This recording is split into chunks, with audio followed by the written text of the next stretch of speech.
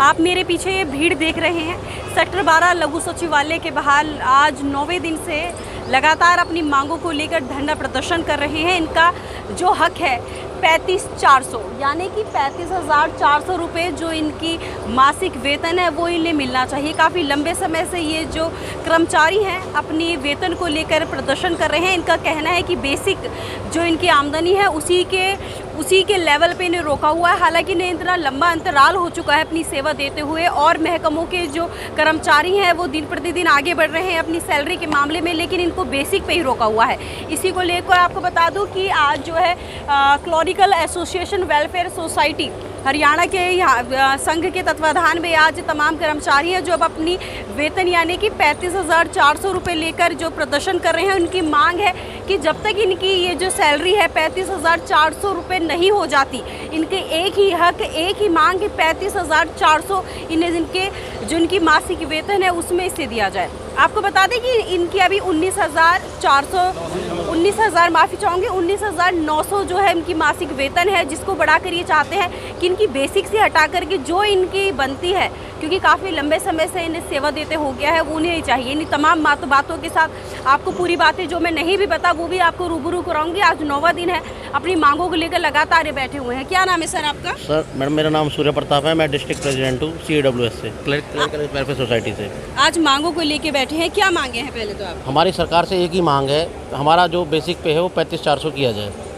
और आज ये 9वें दिन की हड़ताल पे हम बैठे हुए हैं। यहाँ पे इतनी बारिश हुई है, मतलब कि हम सब भाई भीग गए थे। यहाँ पे एक बार टेंट भी उखड़ गया था।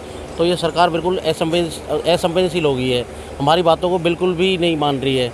तो आपके चैनल के माध्यम से हम ये चाहेंगे कि सरकार को ये कहा जाए कि 35,400, और हम भीख नहीं मांग रहे हैं, हम अपना हक मांग रहे हैं। हम अपने हक में ये मांग रहे हैं भाई हमारे काम का जो वो है उसका विश्लेषण करा लो। अपने जितनी भी आपकी टीम बैठी है उससे आप विश्लेषण करा के हमारा 35,400 करो। आप ये सामने एक टेबल देख रहे हो, ये क्लर्कों की मर्ती पर JBT जूनियर रेंजर और डिप्टी रेंजर सन 1957 में जब पहला ग्रेड पे आया था, या तो हमारे बराबर थे या हमसे कम सैलरी ले रहे थे। आज 2016 आते आते हम 19,900 पे रह गए, बाकी ये सब 35,400 पे पहुंच गए हैं। तो सरकार से हमारी एक ही डिमांड है कि हमारे काम के अनुरूप हमारा वेतन किया जाए, जो कि 35,400 बिल्कुल हमारा हक बनता है 100%। आपका ये मांग है कि औरों के अकॉर्डिंग जो बनता है आपकी वही वेतन की जो है सीमा होनी चाहिए। कितने समय में ये चेंज होनी चाहिए और इनकी हो गई और आपकी कितने समय से रुकी हुई है? हम पिछले 10 साल से सरकार से डिमांड कर रहे हैं। 2016 का भी पे कमीशन आ लिया, हमने सरकार को सारी चीज़ें चेताया भी कि बार बार हमारे साथ अन्याय किया जा रहा है सन 57 से, पर ये सरकार की कान में एक बार भी जू नहीं रहेंगी, जिसकी वजह से आज हमें हड़ताल करनी पड़ी। 18 जून 2023 को जब हमने करनाल में अपना धरना प्रदर्शन किया, रोष प्रदर्शन किया, तो वहाँ पे ज्ञापन भी दिया। वहाँ की डिप्टी मेयर हैं रेनू बाला, उन्होंने हमारा ज्ञापन पत्र भी लिया और उन्होंने हमें आश्वासन दिया कि आपकी 4 तारीख तक कोई ना कोई सॉल्यूशन कराया जाएगा, मुख्यमंत्री के साथ मीटिंग कराई जाएगी। अभी तक ना तो हमारी किसी मुख्यमंत्री के किसी नुमाइंदे से या किसी से हमारी कोई मीटिंग नहीं कराई गई है, जिसकी वजह से सारे जितने भी क्लर्क साथी पूरे हरियाणा के उन पर रोष व्याप्त किया और वो धरने पर बैठ गए 5 जुलाई से। 57 से बात करें सन की तो लगभग 25 से 26 वर्ष हो चुके हैं इस मांग। ज़्यादा हो गए मैडम, आप लगाओ ना 57, 43 और 23 कितने हो गए? मेरे ख्याल से 67 ईयर्स के लोग। तो काफ़ी समय आपकी मांगों को लेकर क्या लग रहा है, कमी कहाँ रह गई, क्या नहीं हो रहा, काम में कमी है, आपकी बातों को अनसुनी कर रहे हैं, कहाँ क्या कमी रह गई? बातों को अनसुनी किया जा रहा है। हम तो टेबल पर बैठने के लिए तैयार हैं, हमारे साथ बैठो, हम अपने काम बताएंगे, ये बताएं सारी चीज़ें, हम तो बिल्कुल तैयार है बैठने के लिए। जब तक के लिए काम से पूरा जो है संन्यास ले चुके हैं? बिल्कुल, जब तक अनिश्चितकाल हड़ताल है और सारे साथी जब तक बैठे रहेंगे, जब तक हमारा 35,400 वेतन नहीं किया जाता। और आज भी कोई साथी बता रहे हैं कि OSD साहब के साथ, OSD जवाहर यादव के साथ मीटिंग की गई है, अभी उसका मीटिंग का भी कोई निष्कर्ष नहीं निकला, जिसकी वजह से हम कोई भी बयान नहीं दे सकते। यहाँ पे कोई भी नहीं दे सकते। क्या लग रहा है सर, कहाँ क्या कमी रह रही है आपकी मांग में? नमस्कार मैम, मैं प्रदीप, जिला कोऑर्डिनेटर फरीदाबाद से। मैम एक्चुअल में गवर्नमेंट को सब पता है कि इनके जो काम है, हमारा काम लगभग हम 75 काम करते हैं, लेकिन जैसे भी कोर्ट ने पूछा था, गवर्नमेंट ने हमारे 3 काम बताए हैं, डेयरी डिस्पैच और POC, लेकिन हमसे ज़्यादा काम लिया जा रहा है। अब अगर डेयरी डिस्पैच के अकॉर्डिंग भी हमारी सैलरी देखें तो वो भी 2800 पे ग्रेड के अकॉर्डिंग होनी चाहिए, लेकिन हमारा पे ग्रेड अब 1900 है। अब गवर्नमेंट इसलिए बात नहीं करना चाहती थी, उनको पता है कि अगर वो बात करेंगे तो हमें 35,400 देना पड़ेगा, और इसके अलावा 35,400 से ज़्यादा ही बनता है, क्योंकि क्लर्क सारे काम आज के टाइम पे देख लो आप, जितने भी ऑनलाइन पोर्टल वगैरह है सब क्लर्क ही चला रहा है। जहाँ पे अफसर वगैरह हैं वो क्लर्क पे डाल देते हैं और एग्जीक्यूट करने का काम क्लर्क ही करता है, जनता तक पहुँचाने का काम करता है। इनकी ये मांगे हैं, तमाम क्लर्क हैं जो अपने काम को छोड़कर अपनी वेतन की मांग कर रहे हैं। इनका ये कहना है कि काम 3 दर्शाए जा रहे हैं लेकिन काम अनगिनत हो रहे हैं। ऐसे ही मानना जी है। तो इनका ये मानना है कि हम भीख नहीं मांग रहे, अपना हक मांग रहे हैं, जो कि 35-400 है।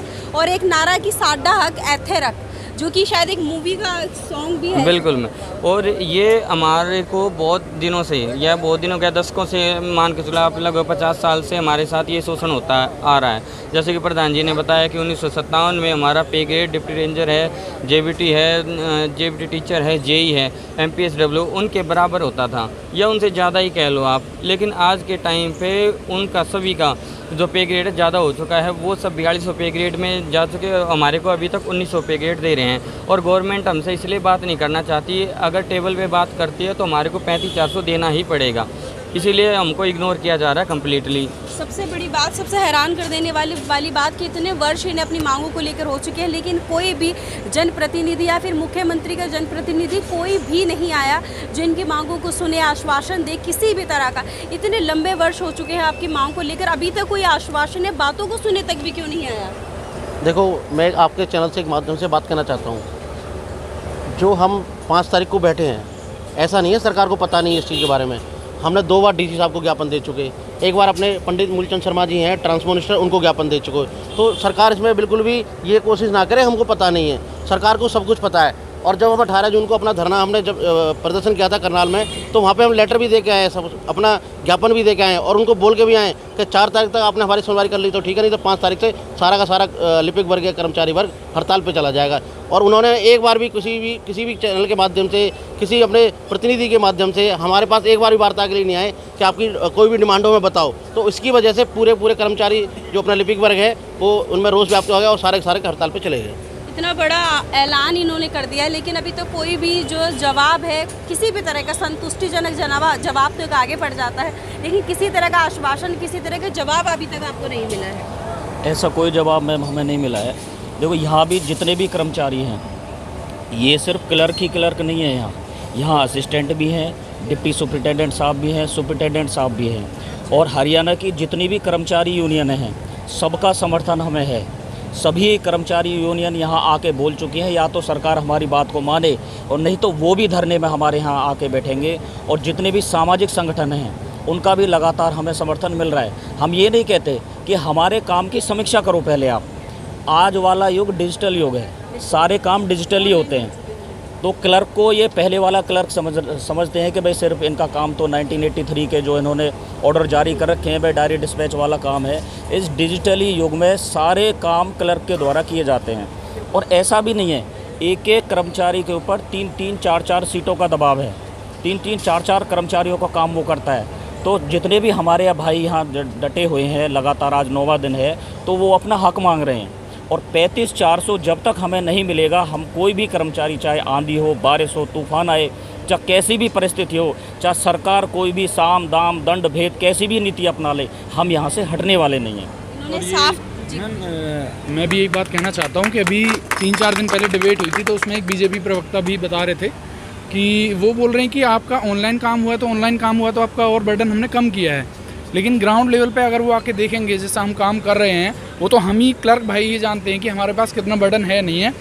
तो देखा जाए तो जो भी काम है वो डबल हो चुका है। एक्चुअल में पहले सिंगल था, मतलब ठीक है आपका डिजिटल नहीं था उतना, तो आप पेन वाला काम करते थे, मैनुअली करते थे सब काम। लेकिन आज के टाइम पे मैनुअली तो है ही है एग्जिस्टेंस में, लेकिन उसके अलावा आपने ऑनलाइन और बढ़ा दिया, तो मैनुअल में दोनों काम पैरेलली करने पड़ रहे हैं। तो आपने देखा कि इस पॉलिसी के भी बिल्कुल खिलाफ है कि इनका ऑनलाइन जो काम है और बर्डन इनका बढ़ चुका है। इन्होंने साफ तौर पर ऐलान जंग कर दिया है कि अगर इनकी मांगों को नहीं सुना जाता तो निरंतर शाम दाम दंड भेद सरकार किसी भी हथकंडे को अपनाने, लेकिन ये इसी तरह अपनी मांग को लेकर बने रहेंगे। आगे के लिए क्या कहना चाहेंगे सर? आगे के लिए यही है, सरकार को हम सचेत करना चाहते हैं, या तो हमारी डिमांड जल्दी से जल्दी पूरी कर दी जाए, नहीं तो ये अनिश्चितकाल धरना कितने दिन के लिए रहेगा ये ना हमें पता, ना हमारे कर्मचारियों को पता। और इसकी पूर्णतः जिम्मेवारी सरकार की होगी, जितनी जनता परेशान हो रही है। तो आपने देखा कि साफ तौर पर उन्होंने कह दिया है कि ना अनिश्चितकालीन धरना कर रहे हैं, जिसका आज 9वां दिन है और बने हुए हैं। तो आप देख सकते हैं कि सबसे कितना विशाल ये अनिश्चितकालीन धरना है। काफ़ी संख्या में यहाँ लोग हैं, अपनी मांगों को लेकर निरंतर बने हुए हैं। 35,400 की जो मांग है उसको साफ तौर पर कर रहे हैं और इनका कहना है कि हम यहीं बने हुए हैं। अगर सरकार हमारी मांग को नहीं सुनती तो सरकार के ऊपर है कि इस धरने को कितना लंबा और खिंचवाना है। केवल अपनी मांग को लेकर बने हुए हैं। तो ऐसा बने रहिए मेरे साथ, ऐसी खास खबरों के साथ। मैं आपके साथ आरती राय।